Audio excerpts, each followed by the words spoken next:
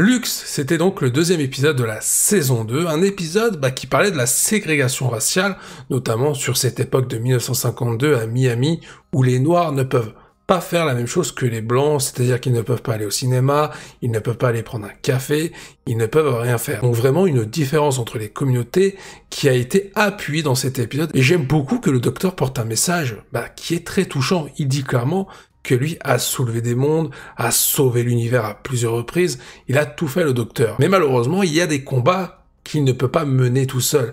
Il doit laisser faire les autres. Ensuite, dans cet épisode, ce que j'ai beaucoup aimé, c'est la présentation de ce méchant Lux, le dieu de la lumière. Et je trouve que son introduction est vachement aboutie. C'est-à-dire qu'on nous montre un dieu qui au départ semble naïf, capable de rien faire. Limite, le mec est faiblard. C'est d'ailleurs Belinda qui le qualifie comme ça.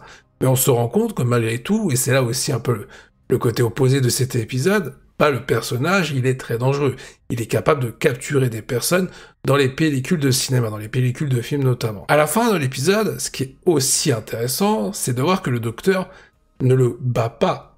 Il libère ce dieu pour que celui-ci ne fasse qu'un avec la lumière de l'univers. Ensuite, l'autre point que j'ai beaucoup aimé, alors ça touche à la relation Belinda et le docteur. On voit que le docteur parvient à convaincre Belinda de participer un peu à ses aventures, en même temps, ils n'ont pas le choix, ils n'arrivent pas à retourner sur Terre.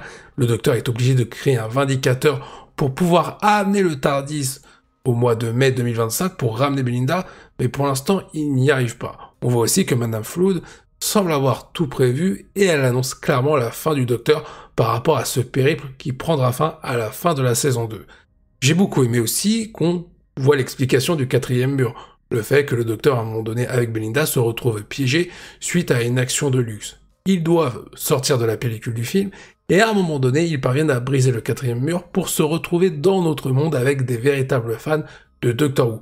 On a alors une scène comique entre le docteur et ses fans par rapport au fait que le docteur a des épisodes préférés alors que les fans en ont d'autres. Ensuite, le docteur parvient à trouver la solution, notamment le fait qu'ils doivent brûler la pellicule de l'intérieur avec Belinda pour pouvoir sortir du piège de Lux, chose que le docteur va réussir à faire, et il va finir par se brûler la main, et on peut voir que celui-ci utilise sa bigénération. Pour ce qui est de Reginald Pye, c'est un personnage qui est important à la fin, il sauve le docteur, il se sacrifie en faisant brûler le cinéma, en gros il nous fait comprendre qu'il part rejoindre sa femme qui est décédée, et s'il était bloqué dans le cinéma, c'est parce que Lux lui permettait de faire revivre sa femme à travers les films, à travers la lumière. En soi, le personnage était devenu un petit peu fou, il n'a jamais fait son deuil, et je trouve ça assez mélancolique de voir que la fin pour tout le monde se passe bien, tout le monde est libéré, mais personne ne se soucie de ce qui est arrivé au projectionniste qui, lui, s'est sacrifié